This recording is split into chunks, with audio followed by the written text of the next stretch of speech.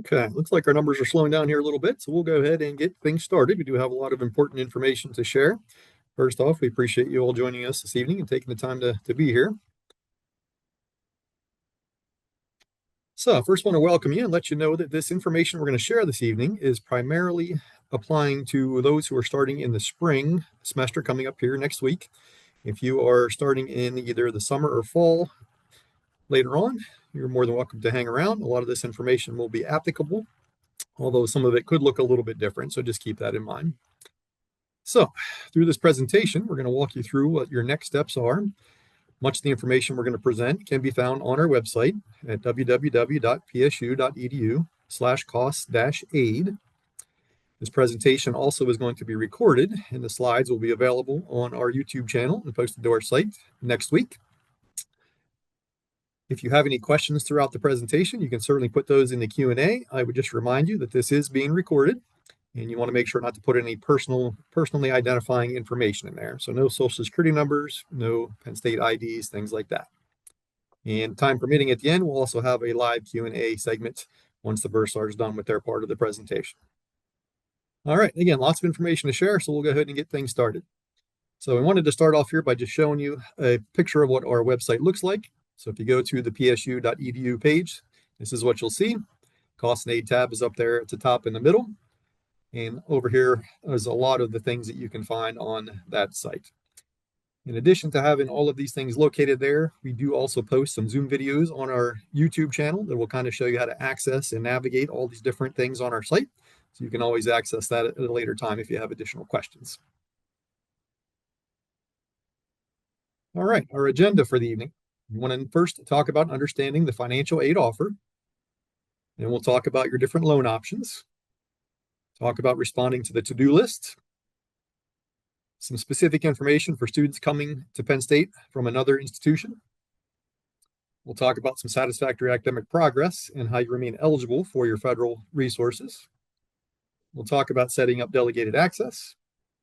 And then we'll turn it over to the Bursar's office so they can do their presentation and provide information about the billing.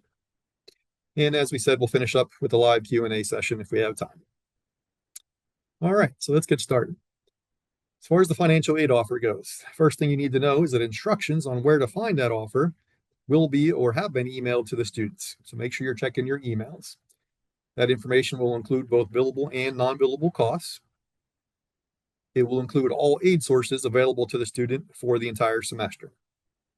Now, if the student was originally scheduled to come in the fall last year but deferred until the spring and doesn't have access to that aid offer, just reach out and then we can do a review to make sure that that access is provided for you. And we'll have contact information for you at the end of the presentation.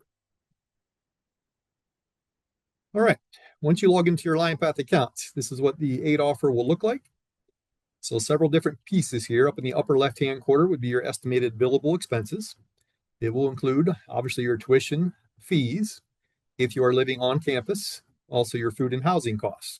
If you'll be living off campus, then the food and housing will move down to that lower right section under the estimated non-billable expenses. Underneath that, we have the estimated grants and scholarships. That would be both for federal grants, like the federal Pell Grant you see here, other institutional grants or scholarships if those were awarded. Below that section then would be the estimated loans. The example we have here would be for a student that would have used their fall portion of their loans. So we're showing the remaining spring amount of loans available. So keep in mind, depending upon if you did not use your fall portion, you might have more loan eligibility, or if you ended up using all of your loans for the year, you could have no eligibility. So we'll award whatever eligibility you have remaining based upon your situation. Up in the upper right-hand side there in the orange section, then we have the estimated payments to the university. This is what I think is the most important section. We have your estimated billable expenses. We have the estimated grants and scholarships from the other side, along with the estimated loans. And then the difference then is the total estimated payments to the university. That's what you really want to focus on. That's the amount that you're going to need to either find a way to pay out of pocket or use some combination of loans and other sources to cover for the semester. Estimated non-billable expenses are things like your books and materials, transportation to and from home at least once or twice a semester. Notice there is some sub and unsub loan fees there.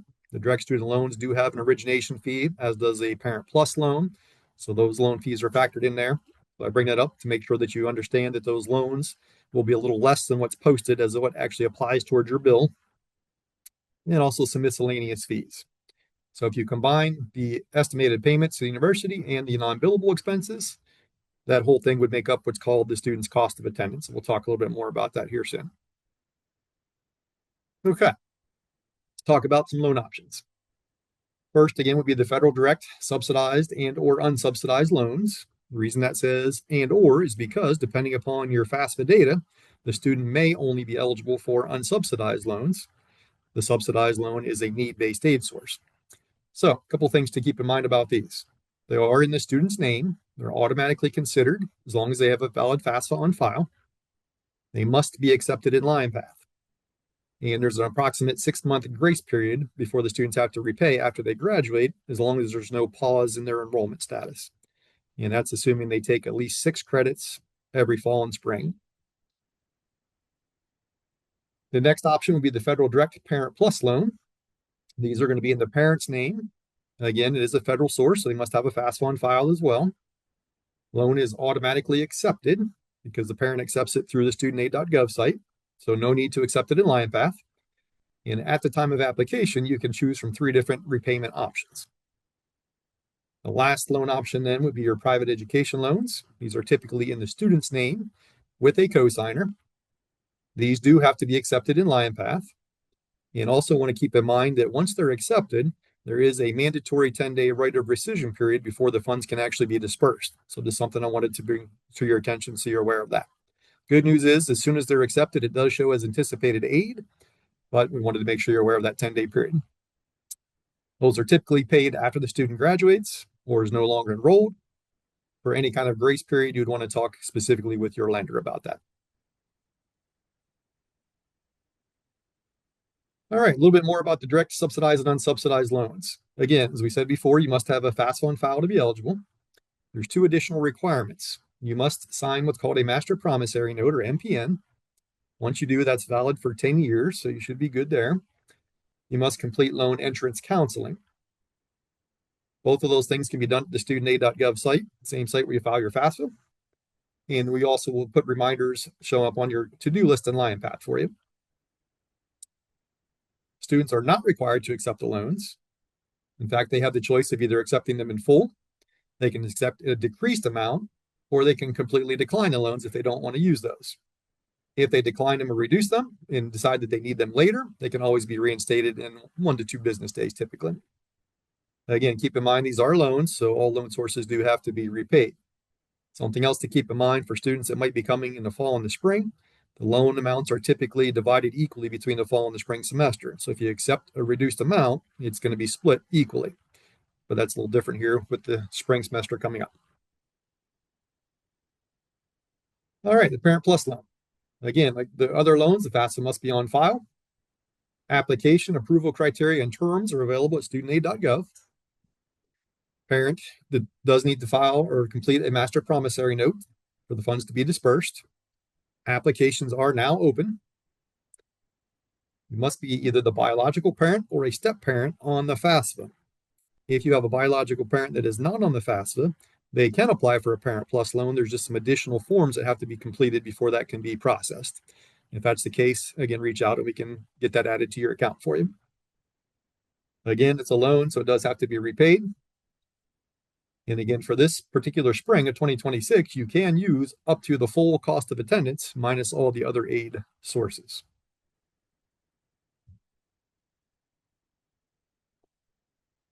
Some changes coming to the Parent Plus loan that we want to bring to your attention.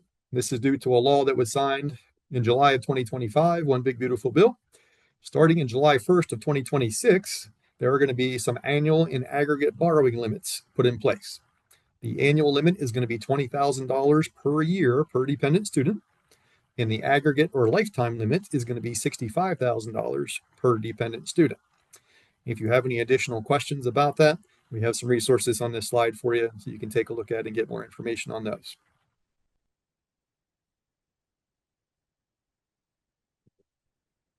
The last loan option, again, is the private education loans. This would be a loan from a bank or a credit union of your choice. Unfortunately, we're not able to make any specific lender recommendations. You want to shop around, look at multiple lenders, and compare interest rates and repayment options. But make sure you do your research before you start the application process, because when you applying for these loans can affect the credit of both the student and the cosigner. So again, they're typically in the student's name with the cosigner, and you can use a combination of PLUS loans and private loans if you so choose. Again, it is a loan, so it has to be repaid, and again, can be used up to the cost of attendance minus any other aid sources that you have. All right, some quick tips and things for our Pennsylvania state residents.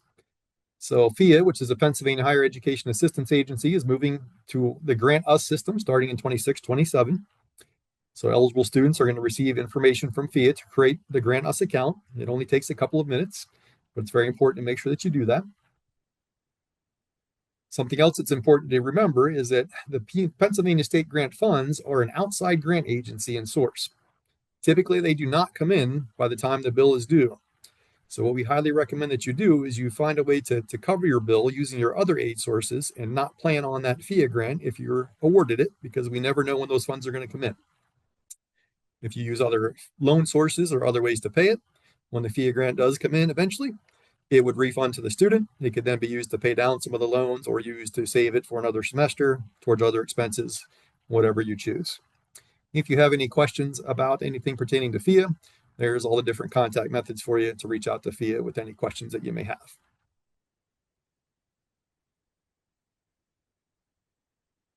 All right, to-do list, very, very important.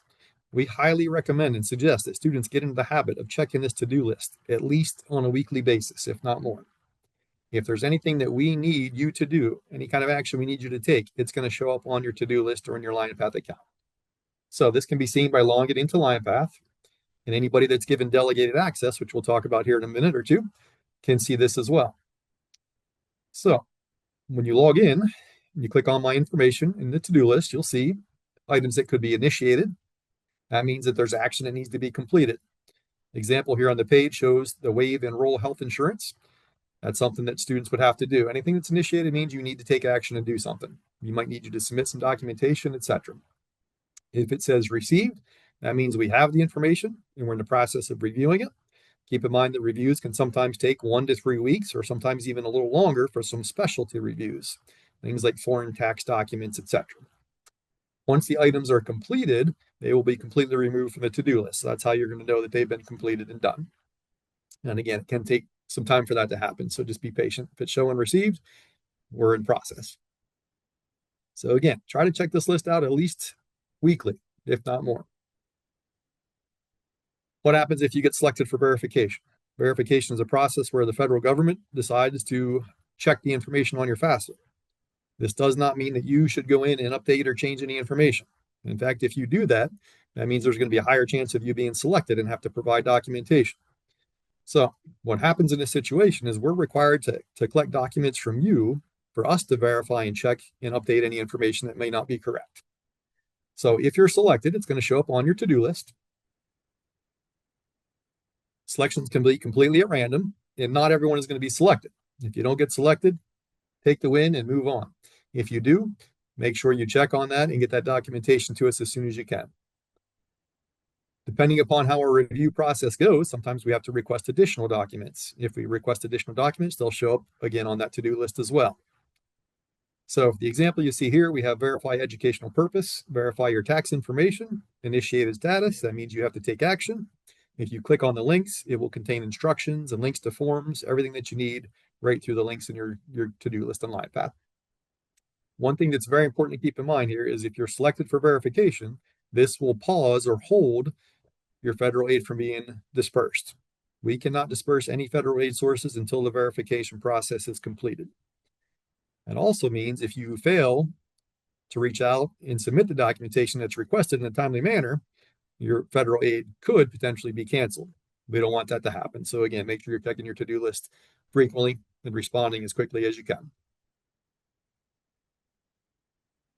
All right, for students that may have attended another location in the fall, it's very important that you contact the financial aid office at your prior institution and request that your federal aid be canceled. This can take up to a week. So after about 3 to 5 days, once you've verified it's been canceled, reach out to us, let us know that that's been done, and we can make sure that you're awarded appropriately here at Penn State. If you are a Pennsylvania resident and you had a state grant through FIA at your other institution, you need to work with FIA to make sure that information gets updated so they can get your grant money to us instead of your other school. If you used any federal loans in the fall, you may have to complete a new MPN for Penn State. So it's something that we suggest that you do just to make sure everything gets linked and there's no issues with your loans being dispersed at Penn State. Any PLUS or private loans will definitely not transfer to Penn State. They would automatically be canceled for the spring at your other institution, but you're going to need to reach out and submit a new application for the spring only. That's very important because if you try to apply for a full year loan and you didn't attend Penn State in the fall, we can't certify that loan. So you control the application and the term of the application when you apply. So make sure you're applying for the spring only, which would be January 2026 through May 2026. Also, last, make sure you add Penn State to your 25-26 FAFSA. Our school code is 003329. And it's very important for FIA, especially if you get a grant, because FIA only looks at the school that's in the position number 1 in your FAFSA. So if Penn State's not listed in position number 1, you want to make sure you update that for purposes of FIA. All right, we always like to let new students know about something called Satisfactory Academic Progress, or SAP. These are specific requirements that students must meet to maintain their eligibility for federal aid sources. There's 3 parts to this. Number 1 is the grade point average, or GPA. For most undergraduate students, that's a cumulative GPA of 2.0 or higher. For graduate students in some degree programs like education majors, that would be a 3.0 cumulative GPA or higher. Next will be the completion rate. Students must complete 67% or more of the credits that they've attempted. Where this gets tricky is that it does not only include classes that are failed, but also classes that are late dropped will affect that completion rate. Also, classes that are withdrawn from can affect that completion rate.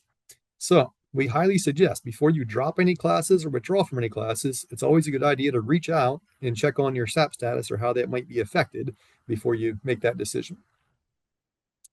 The last part is something called a maximum time frame. This basically means you must complete your degree within 150% of the published program length. So for example, if your program is 120 credits to earn your degree, you have up to 180 credits you can take to earn the 120 credits toward your degree. Now, if you think about it, it should kind of make sense because completion rate, 67% is 2/3. The reciprocal of 2/3 is 3/2. That's 150%. The big difference here is maximum time frame doesn't come into play until usually your final year or towards the end of your degree, whereas the completion rate starts right from day 1, first semester. So you got to make sure you're careful, especially when you don't have a lot of credits. Any further questions and information needed about SAP, there's a link to our SAP page on our website there. Also need to talk about SAP for FIA. FIA SAP is a little bit different than federal SAP. So dropping, withdrawing, failing, or repeating courses can impact SAP for FIA. The Pennsylvania state also requires that you complete 24 credits for full-time grant and 12 credits for a half-time grant. If you have a state grant and you have questions, again, reach out. You can take a look at that information for FIA, reach out to us. And as we said before, if you're going to drop or withdraw from classes, it's always a good idea to check before you make those decisions. We do send out communications typically every semester with SAP specifics for students. Due to the Family Educational Rights and Privacy Act of 1974, or FERPA, we cannot share any SAP information without the student's permission. So unless the student has granted delegated access to their grades to somebody, we can't give any specifics about SAP unless the student would happen to be on a phone call with you and give us verbal permission to do so. So it's very important to get that delegated access set up. That's what we're going to talk about next. So delegated access. Students can choose to give parents, guardians, basically anybody that they would like to have access to be able to see their information in LinePath or be able to give us a call and talk to us about specific information. So the students have to set that up themselves. It's very quick and easy to do. There's 7 different things over there on the right that they can give specific access to. Students can give access to everything, or they can pick and choose, and they can be different for each delegate. In order for us to have a detailed discussion of the student's aid, we need to have financial aid access for sure. The holds and to-do list are also very helpful. And again, as we said before, to talk about SAP, we must have access to My Grades.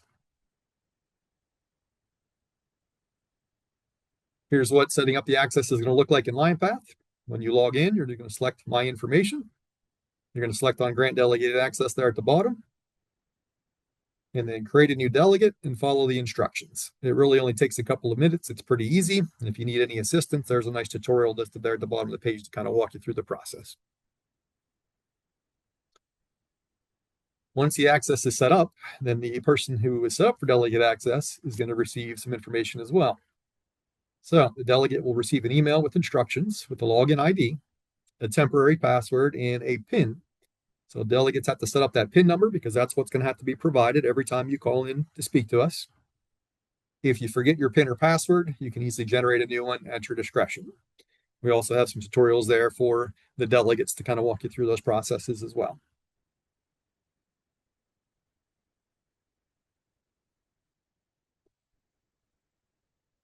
As we said before, checking the to-do list is very important, at least on a weekly basis. Our office and a lot of the other offices are going to communicate directly through LinePath or through email. So again, get into the habit of trying to check those things at least weekly. You want to always pay close attention to the holds, the to-do lists, the milestones, communications, and email. This just shows you kind of what that looks like in your LinePath account, so you can see where everything is located. And as we said, just important to try to monitor it as much as possible. That way, if you get selected, you can submit those documents in a timely manner. Anything that we need, we want to make sure we get that as soon as we can.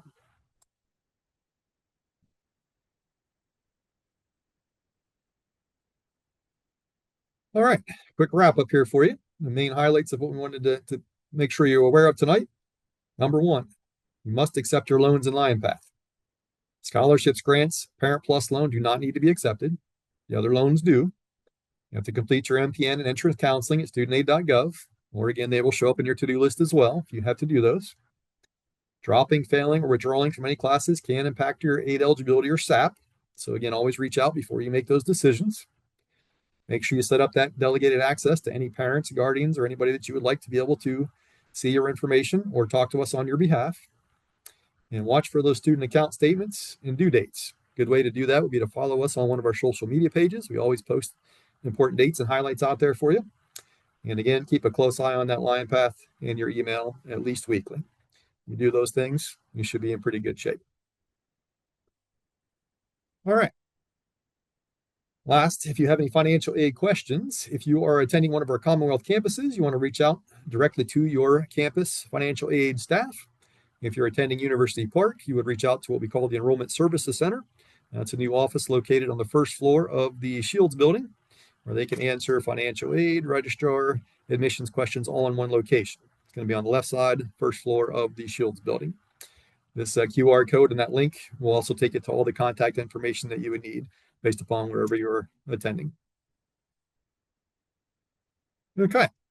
We're now going to pause for just a couple minutes, take a quick break so we can have the friends and colleagues from the Bursar's office finish out with their part of the presentation.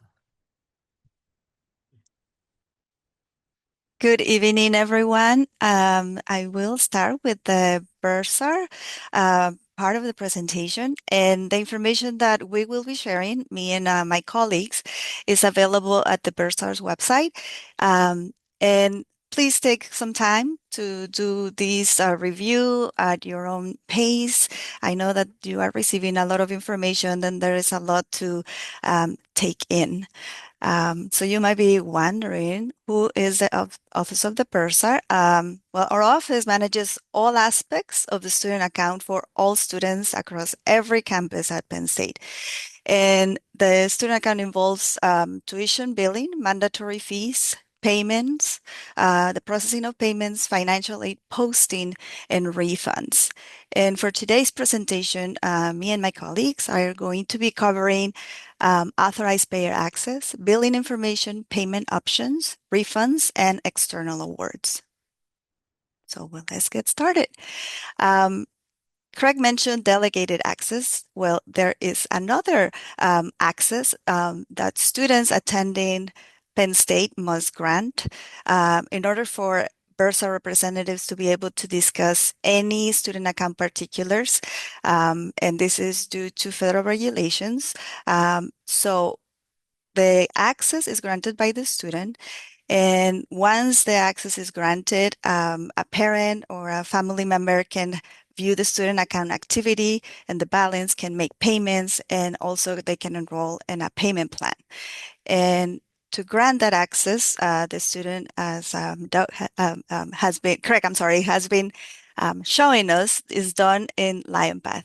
And this is our student information system where you can access everything that you need.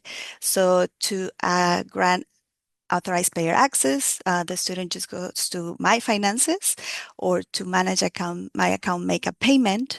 And then once in the student account dashboard, then the student just needs to provide a first name, a last name, an email address, confirm the email address, and then the access that the student wants to grant. And then once that is done, the authorized payer will receive an email with the user, which is the email address, and then a password, a temporary password that can be changed once you log into the account. And the link is also provided. So once you log into the account, you can, after that, just log in whenever you like, just at public.lionpath.phd.edu. And this is the QR code. And this presentation will be shared so you can view it later. Don't feel like you have to rush. But these authorized payer access is needed for us to discuss the student account with anybody that is not the student. And again, that students usually because parents pay the bills or any other family members that they wish to grant this access, that's how it's done. And again, um, now I'm going to pass this to my colleague, Brad, who is going to talk about billing information. Good evening, everyone. So I'm going to quickly go over the billing information. So billing here at Penn State, it is done all electronically. There are no paper bills issued. There is an email notification that will be sent to the student's Penn State email address, and that will also go to anyone that is signed up as an authorized payer, as Sandra just went over. So billing for the spring semester, the first spring semester bill was issued on this past Monday, January 5th, and that is due on January 22nd. Typically, our bills are due on the 22nd of each month. Summer billing is done in early May, and fall semester billing is done in early August. And if you go to our website, the bursar.psu.edu, and go to tuition due dates, on there, that will always have the schedule of the due dates for the semester. Go to the next slide. So on the billing statement, there will be multiple charges you'll see. If you scan the QR code to the right, that's the tuition cost estimator tool, which can show you some of this information. And what will be on the bill is your tuition, which that is information is all available on tuition.psu.edu. Mandatory fees. If you have on-campus housing and food, that would also be included on your student account statement that we will issue. And there may be some other miscellaneous fees like course or class fees, add drop fees, etc. Go ahead into the next slide. So if you're in your Make a Payment My Finances section of LionPath, this is what it will look like. You see your student account dashboard here. This will show the balance activity. That's the current activity. And then if you go to the next slide, this is a sample of a billing statement, what it would look like. So a few things to pay attention to. Up in the top right corner of the statement, you will see the due date. That will always be listed, as well as the total due is up there. Down in the statement details, you'll see the current activity. So billing statements are done on a month-by-month basis, so it's similar to a credit card statement. So if you have a balance from the previous statement, that'll be your beginning balance, there will be the current activity, and then you'll have your ending balance.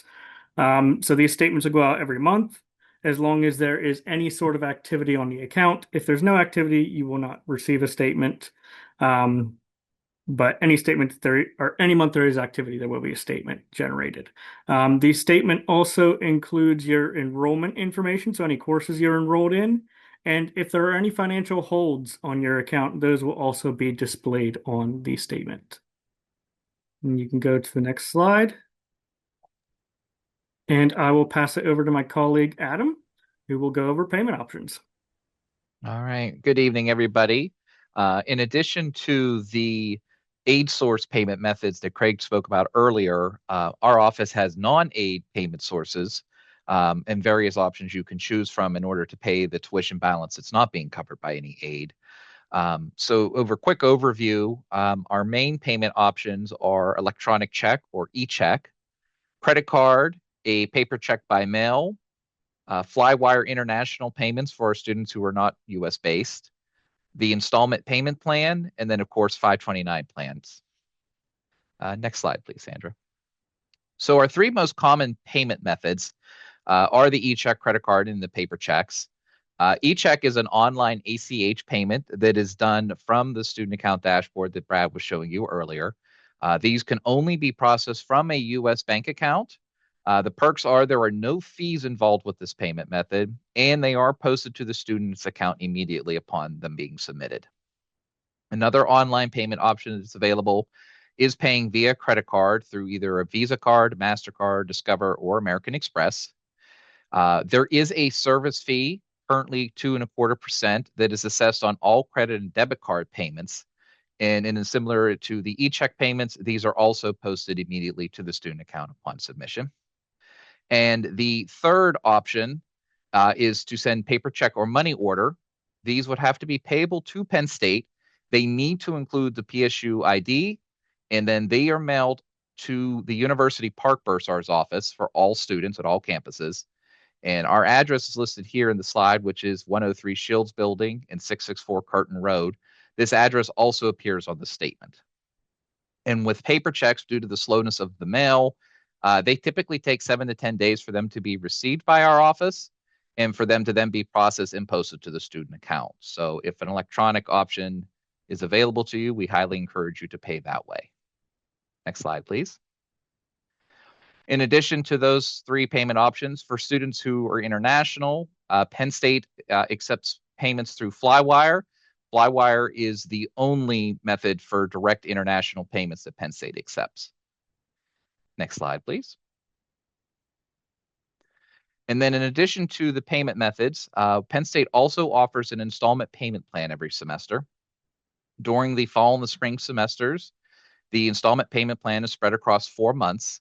And this installment plan works in that it allows you to be able to pay any balance that's not covered by aid over a course of time versus paying it as one lump sum. So for the spring semester, the installment payment plan enrollment has already opened, and it's available currently now with the first installment due at the time of enrollment. And then the remaining installments for the spring semester would be in February, March, and April. For the fall semester, the plan opens again. Again, it's also 4 months again, and it's August, September, October, and November. During the summer term, just due to the shortened time that we have, the plan is only during 3 months, which is May, June, and July. You must enroll in the payment plan every semester that you wish to use it. The payment plan is optional, but it is certainly encouraged if you wish to use it. There is a $45 enrollment fee that's payable to time of enrollment, and that applies every semester. The installment payment plan is an online-only plan, so the only accepted payment methods for the installment payment plan are e-check and credit card. And also, when you enroll in the plan, you do require the use of auto pay, which covers the later installments of the plan. Next slide, please. And for the installment payment plan, as I said earlier, the spring semester plan is now open for enrollment. The enrolling in the plan, it's just available on the student account dashboard. You're able to just simply click it as under the payment plan section, and it will bring open a summary for you, and it will kind of give you the breakdown of what each of your installments would be. The due dates for the installments are always the 22nd of the month. And you make the first installment at the time of enrollment along with the $45 fee. You would simply click on the enrollment plan, and it will guide you through. The other thing to note with the installment payment plan, if there happens to be any change in the balance that's due on the student's account, the plan will update the payments, the later installments, to whether increase or decrease them based upon the balance change. Next slide, please. Again, when you click that enroll link, it will take you to a little bit more of a broken out summary that shows the estimated payments and their due dates, as well as the plan's terms and conditions. Next slide, please. While not a payment to us, it is a payment to students. E-refund direct deposit is the fastest, safest, and the most highly recommended I can give you option for students to receive refunds from any excess funds, typically excess aid funds. Only students can enroll in e-refund, and they do that from the student account dashboard in LionPath. An e-refund is only compatible with a US-based bank account. Next slide, please. And then finally, for payment methods, we also have 529 plans. The main thing to know about 529 plans is that you must work with your 529 plan provider to determine what steps you will need to take to request a distribution to Penn State. Currently, many 529 plans do now offer a digital distribution option, which allows for the payments to be received much quicker than sending a check. When requesting a withdrawal from your 529 account, you would want to check with your plan provider to see if a digital distribution option is available to you. Most 529 plans, unfortunately, don't have an electronic option, so they typically send a check in the mail to our office. These checks, similar to just a personal check, also need to be made payable to Penn State. They must include the student's PSU ID number, and they are mailed to the same address that appears on the statement. With 529 plan payments, they typically take a little bit longer to reach us, so we advise that you allow up to 2 weeks for the payment to be received and processed by our office. And again, these payments also come to the University Park office regardless of the student's campus. And then I'm going to turn it over to my colleague, Kara, who will talk to you about the PA 529 plans. Thank you, Adam. Good evening, everyone. My name is Kara, and I am also joining you this evening from the office of the Bursar. I'm going to continue talking about 529 plans, the first of which is the Pennsylvania 529 plan.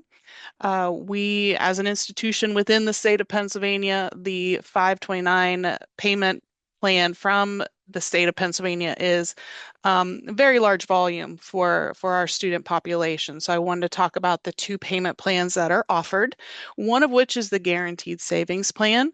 This plan does offer plan holders the ability to issue payment to Penn State either by wire or paper check. Completely the choice of the plan holder, and is designated at the time that you initiate the withdrawal. With the Guaranteed Savings Plan, we also work very closely with the Treasury Office at Pennsylvania Treasury Office. They provide us with a roster, and we're able to kind of work a roster to see how many students we're going to anticipate seeing funding from each semester. The second plan that the Pennsylvania 529 plan offers is the investment plan. Again, also offers paper check, just like the Guaranteed Savings Plan. And then they also offer the ACH payment option. Again, it would be designated at the time of withdrawing the funds and requesting payment be sent to Penn State. I will say that either one of these plans, that if you do choose the check payment, we recommend that you allow 2 to 3 weeks for the checks to be received to the Bursar's office. There are a few other 529 plans that are worth mentioning. The first of which on the right there is Florida Prepaid Plan. With the Florida Prepaid Plan, students initiate the payment with the Florida Treasury Office, and then that payment will work its way to Penn State for applying the credit to the student account. There's no billing done by Penn State for that withdrawal. And then there are a list of 7 other states that our office works very closely with rosters. So if you are a plan participant with one of the 7 states listed here, you just want to make sure that you are the student is listed on their roster. So when they provide that roster to Penn State, the billing can occur and payment can be received. I will also reinforce what Adam did mention earlier, is that regardless of your 529 plan provider, we highly recommend that you do a little research before needing payment issued. determine what instructions, what requirements does your plan provider require in order for the withdrawal to happen and be sent to Penn State. We also recommend that you do that as soon as possible, just to ensure that the funds will arrive to Penn State in a timely manner. And that concludes 529 plans. On to the next slide here. I wanted to talk about external awards and scholarships. And these are the awards that are not from Penn State. These are from an entity or a donor outside of Penn State, which is why we call external awards. There's two different ways we accept the pay to the order of scholarship checks. The first of which is the most recommended, is that scholarship checks are made payable directly to Penn State. Those checks can be easily processed by our office because they're made payable to Penn State, and we can easily and efficiently get those credits applied to the student account at the time of receipt. We do accept another method of pay to the order of, and that is if the check is made payable to both Penn State and the student. This is not a problem if the donor issues a check in this pay to the order of. We just simply have to ask that the student endorse the back of the check before providing us the scholarship check, so then we can then process and apply the award to the student account. And then the next bullet point is the address of where scholarship checks should be sent to. We do have a lobby. They can be delivered in person or they can be mailed to this address. The key to this would just be the attention line, is that the scholarship checks should be made, the mailing attention to the external awards team. And then lastly, we strongly recommend that students put their Penn State ID number on the scholarship checks, and then any, accompanying award letter that might be with the check. Make sure there's student criteria on that documentation at the time of forwarding, just so we can be sure we're applying the correct scholarship to the correct student at the time of delivery to the bursar's office. I will also mention that the University Park Bursar's office processes scholarships and external awards for all students across the state of Pennsylvania for all campuses. So this is the address that all scholarship checks can be forwarded to. And I will turn it back over to Sandra. Thank you. Thank you, Kara. So some final notes from the Office of the Bursar is just to remember for students to grant authorized payer access, for us to be able to discuss the student account, and then monitor your Penn State email, as that's how we officially communicate with students. Enroll in a refund, like my colleague Adam shared, and then just to remember to initiate your payment as soon as the billing statement is issued. We have a page with information for new students on our website, and I'm including here the QR code. And the information that we presented is applicable for spring 2026. We have some exciting changes upcoming for the summer this year. And last but not least, this is a summary of sort of what each of our offices can assist you with. And we're going to leave this slide here. And then, Craig, if you can come back, and then we can take any live questions if there are any. Hello and good afternoon, or I guess good evening, everyone. Sorry. We have a list of questions from you all. And so we're going to answer some of those live so everybody can hear what those responses are. And we're going to start off with a few questions for the Office of Student Aid. Okay, Craig, could you tell us if the financial aid awarding process is different for in-state versus out-of-state students? Yeah, absolutely. There is no difference as far as aid goes for in-state or out-of-state. So out-of-state students are eligible for all the same institutional aid as in-state would be.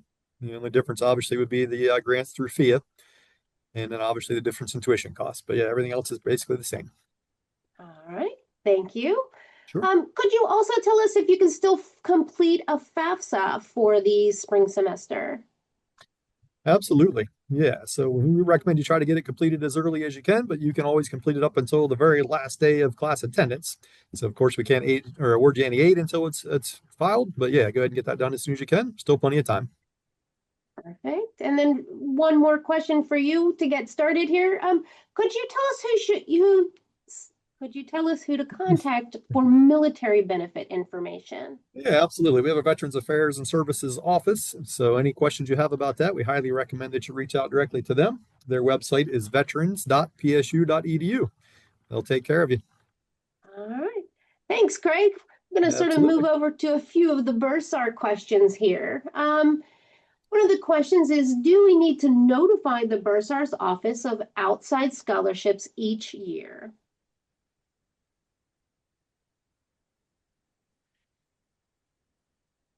Kara, would you like to take that one? Yes, yes.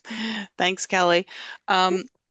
If the scholarship is made payable to Penn State or Penn State and the student, yes, that scholarship will need to be forwarded to the Bursar's office for processing. Typically, scholarships are not issued to the student directly since it's the benefit of the tuition and related expenses. So when they're issued, they should be issued to Penn State and forwarded to the Bursar's office. And those scholarships are noted on the financial aid offer, so it's a good place to keep track of all of those funds coming in. So, all right. So I have another question here about where I can find tuition information, either for the current semester or for the future. That information is always published and always current at tuition.psu.edu. And like we shared, there is even an estimator tool that you can complete to see what the tuition and fees will be for your semester. All right. Thank you. One more for the Bursar office here. How does the installment payment plan work? It's a pretty basic question. So the installment payment plan, the idea behind it is it's to take any balance due on the student account, and that can be after aid is already dispersed, and other types of payments have been applied to the balance, and it divides that remaining balance out by a certain number of months. So the idea is if a student starting here in the spring semester has a remaining balance due after all of their aid is dispersed, you have the option to enroll in the installment payment plan by January 22nd and divide that remaining balance out across 4 months of payments. So they're meant to be equal installments, and you would be able to pay those balances or pay that balance across those 4 months. And typically it's done automatically once you enroll in the plan. So, and then you can only pay with an e-check or a credit card. And I know that you mentioned this in your presentation, Adam, but if another aid resource like an outside scholarship comes in, what happens to those payments? So if the student's already in the installment payment plan, if there's any aid that comes in after you're enrolled in the plan, it will automatically recalculate the payment plan and it will adjust all of the future installments. So typically in a case where aid comes in, it would reduce the overall balance due on the account. And depending on how many installments are left in the plan, dictates how the payments are adjusted. So if there's still the 3 remaining payments, it would just evenly divide out across those 3 payments and reduce them. Thank you very much. Let's head back to Craig for one more question here. Okay. So working is one of those ways that you can help pay some of those expenses. Could you tell us if there are opportunities both at the University Park campus and any of our Commonwealth campuses for working? Yeah, absolutely. Great question. So yeah, we have 2 different types of work options available. If you are awarded a federal work study, you can apply for federal work study positions. Now, in a lot of cases, those are not awarded automatically anymore. So if you're interested in those, you would want to reach out and ask to be considered. But again, those are a need-based aid source, so you're not going to be guaranteed that. The other options are what are called wage payroll positions on campus. So very similar to work study, but you don't need the award. So there's always tons of opportunities, both at University Park and the other campuses as well, and always lots of off-campus jobs. So if a student wants to work, there's definitely ways to do that.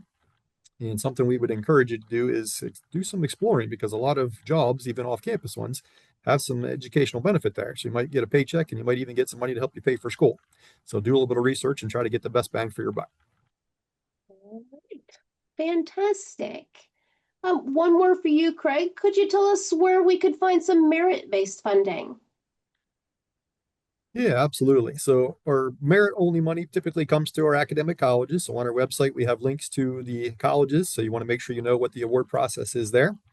But always lots of outside scholarships listed on our website. So if you go to that psu.edu/cost-aid, you can always find lots of aid resources out there. You can always call us or stop in and see us as well. We'd be more than happy to kind of walk you through and show you where some of those resources are. Again, we do post some videos on our websites that kind of walk you through those as well. So lots of resources out there for you. Just let us know. All right, perfect. Let's jump back over to the Bursar, see if we can get you some information here. So if your tuition is being paid by a third party, so let's say an agency that's outside of the university, will Penn State bill that third party directly, or does the student need to take action?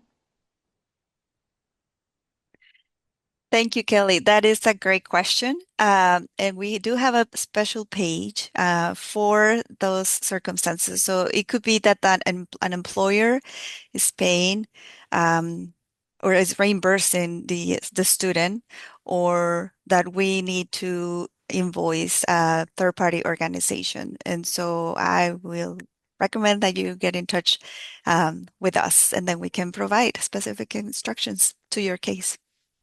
Perfect. Thank you. And what happens if the bill is not paid by the due date? So if the total balance due is not paid by the due date, there is a financial hold that is placed on the student account.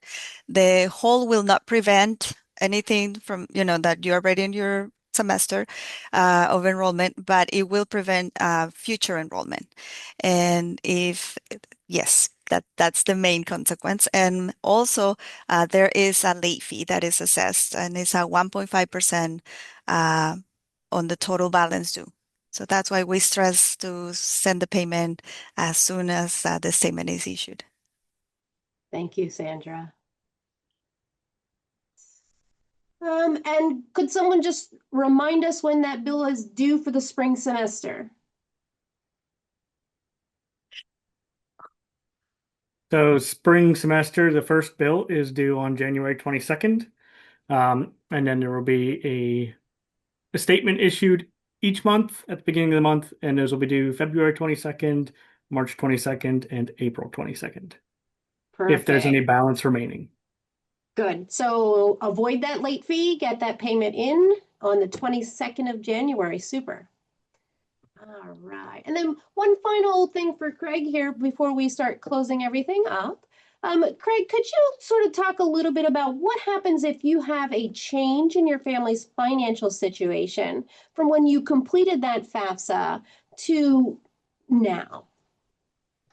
Yeah, absolutely. So we know the FAFSAs are based on prior tax information, so there very well could be a change in income.